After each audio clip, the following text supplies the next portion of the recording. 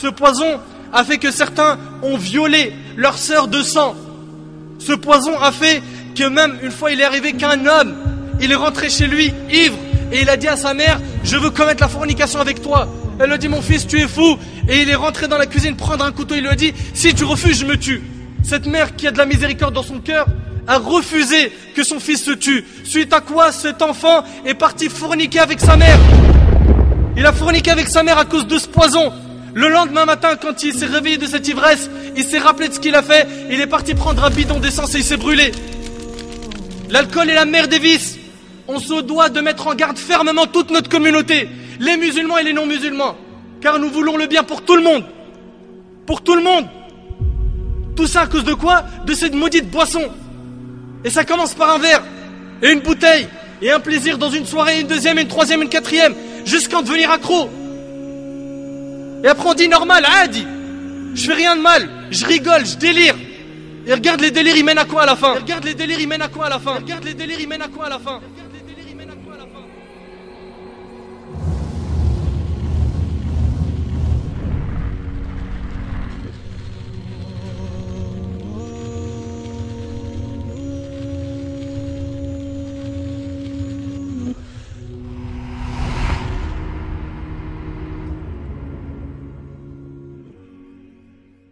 Tu vas aller vendre dehors, là, dans la rue? Non, je vais pas le vendre, moi. Tu vas aller faire quoi? Je vais aller le donner aux petits et les petits ils vont le détailler dans la rue. C'est quoi que t'appelles les petits? Les microbes. Les microbes. Les microbes. C'est qui? C'est des jeunes? Non, mais c'est des... Nous, on est des virus. Et eux, c'est des microbes. Nous, on est des virus. Et eux, c'est des microbes. Nous, on est des virus. Et eux, c'est des microbes. Trop facile aujourd'hui de se procurer une bouteille de Sky, une barrette de shit, une dose d'héro, un rail de coke. Combien de quartiers sont des McDrive de la drogue, ouverts jour et nuit? Tu t'arrêtes et en quelques minutes on te livre ce que tu veux. Wallahi, des fois même avec l'apparence sunna on t'arrête. Je suis déjà rentré dans une cité où je rentre pour chercher quelqu'un et je vois quelqu'un, il me dit: excuse-moi frère, tu cherches quelque chose? Tu veux chose qu'elle? Il me dit comme ça: tu veux chose qu'elle? Subhanallah, sans limite. Sans limite. Beaucoup de jeunes grandissent dans ces quartiers et ils voient leur grand frère, leur cousin qui a une belle vie.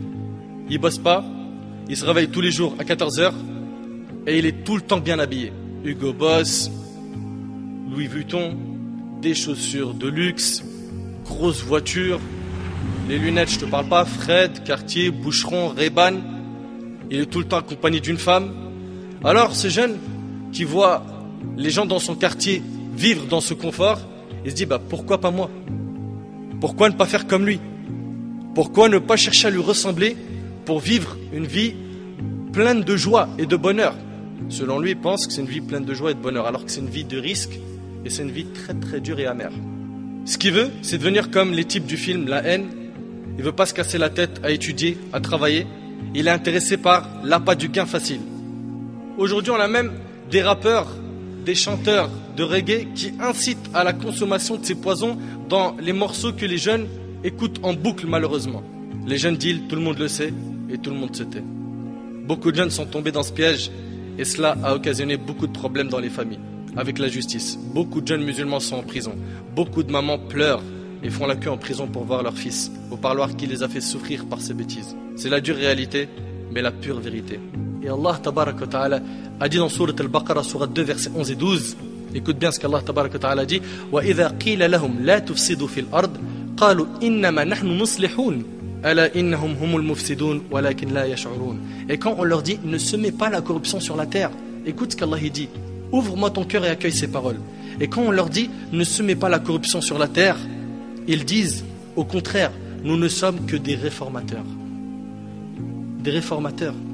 Certes, ce sont eux les véritables corrupteurs, mais ils ne s'en rendent pas compte.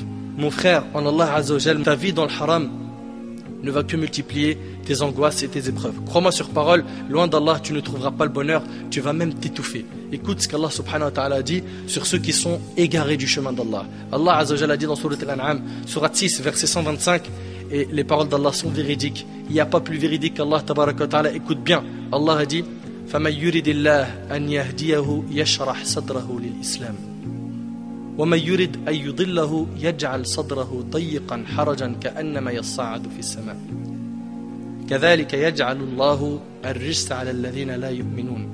Et puis quiconque Allah veut guider, il lui ouvre la poitrine à l'islam. Le chemin de la guidée, c'est quoi? C'est le chemin de l'islam.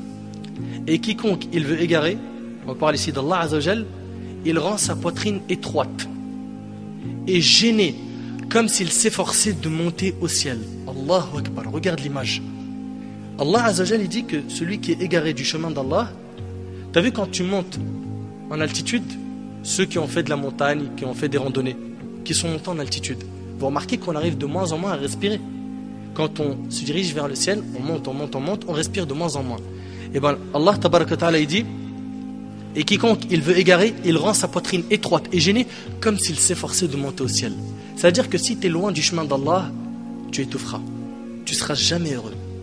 Jamais, impossible, wallahi impossible. C'est Allah subhanahu wa ta'ala qui le dit. Tu vivras des moments courts, éphémères de bonheur, mais pas le bonheur même, le vrai, celui de la foi.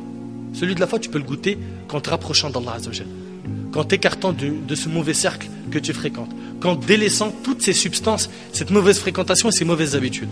Akhi, un jour, cette vie aura une fin. Et soit tu seras au paradis, soit en enfer. Et pour une éternité. Soit de ceux qui seront gagnants le jour du jugement, soit de ceux qui seront des habitants du paradis, et pas de ceux qui seront des habitants de l'enfer. Et prends garde à ne pas suivre les pas du diable, qui au final, ce diable-là se désavouera de toi le jour du jugement. Taïeb. Sûrement tu es en train de te dire comment faire pour sortir de ce gouffre. Je suis dans une bande, je travaille pour un gros dealer, je suis son petit, ou bien j'ai goûté à trop d'argent. Comment faire? Comment est-ce que tu veux que je me débarrasse de tout ça?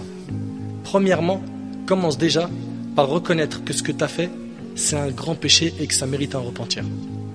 Ça, c'est la première chose.